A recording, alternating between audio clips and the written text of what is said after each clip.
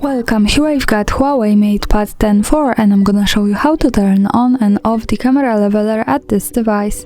So at first we have to tap on the camera button to open it, and for now we are in the standard photo mode. From here let's go to the left side and pick this button to open the advanced camera settings.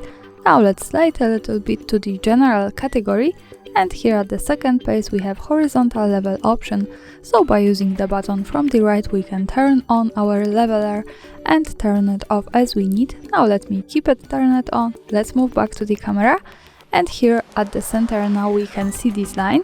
This is useful when we want to, for example, hold our device steady to take the straight picture. And this is how to use this. Of course, when we don't need it, we have to go back to the left side, pick this button again and stay on the general settings and tap to the horizontal level button from the right once again. So for now the leveler has gone here. And that's all. Thanks for watching, subscribe our channel and leave the thumbs up.